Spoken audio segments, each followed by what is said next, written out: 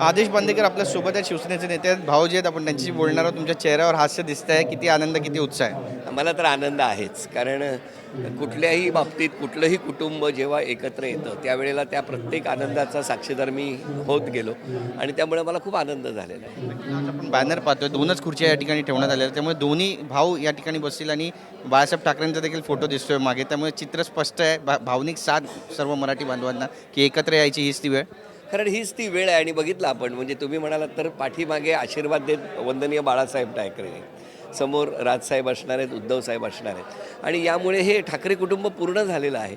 आणि ठाकरे कुटुंबाची ताकद ही महाराष्ट्राने अनुभवलेली आहे, कारण महाराष्ट्र हे एक वेगळं कुटुंब म्हणून कायम या सर्वांनी नेतृत्व केलेलं आहे. त्यामुळे खूप आनंदाचा क्षण आहे. दोन्ही भाऊ एकत्र नव्हते. संपूर्ण महाराष्ट्राला आणि मराठी बांधवांना, मुंबईकरांना वाटायचं की दोन्ही भावांनी एकत्र यायला पाहिजे मुंबईच्या हितासाठी. आज एकत्र येत आहेत आणि ज्या पद्धतीनं मुंबईचं सध्या राजकारण सुरू आहे, मुंबई तोडली जाईल महाराष्ट्रापासून वारंवार बोललं जात आहे, त्याच पद्धतीनं गोष्टी घडत असल्याचे सुद्धा आरोप होत आहेत. कसं पाहता याकडे? मी खूप छान बघतोय. मी अत्यंत सकारात्मक असं हे पाऊल आहे असं मला वाटतंय आणि त्यामुळे म्हणजे अगदी संयुक्त महाराष्ट्राच्या चळवळीपासून या कुटुंबाचं योगदान आहे महाराष्ट्राच्या प्रती. आणि त्याचबरोबर आता ज्या पद्धतीने तुम्ही म्हणता आहात त्या अशा परिस्थितीमध्ये ज्या वेळेला हे दोन भाऊ एकत्र येणार, नक्कीच आनंदाचा क्षण. निवडणुका फार निर्णायक आहे. अभि नाही तो कभी नाही अशी परिस्थिती आहे असं म्हणतायत आणि महापौर आमचं होईल असं भाजप ठासून सांगतंय.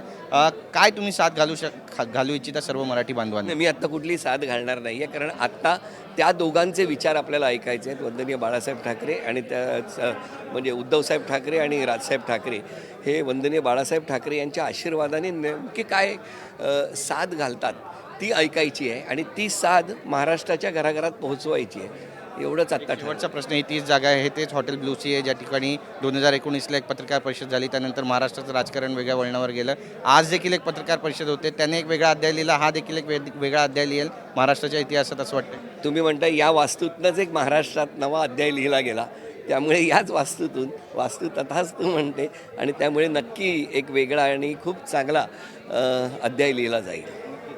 बातचीत केल्याबद्दल. तर आपण पाहतोय आपली भूमिका या ठिकाणी मांडलेली आहे आदेश बांदेकर यांनी आणि स्पष्ट केलेलं आहे की ही तीच वास्तू आहे ज्या ठिकाणी 2019ला अमित शाह, देवेंद्र फडणवीस आणि उद्धव ठाकरे यांची संयुक्त पत्रकार परिषद झाली होती. आम्ही एकत्र आहोत असं त्यांनी म्हटलं होतं.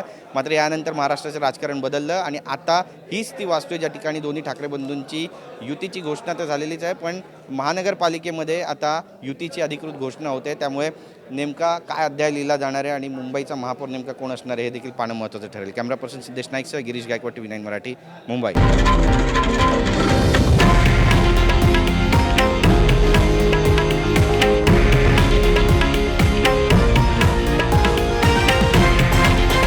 हे आहे देशातील नंबर 1 न्यूज नेटवर्क आणि आपण पाहत आहात TV9 मराठी, एकमेव.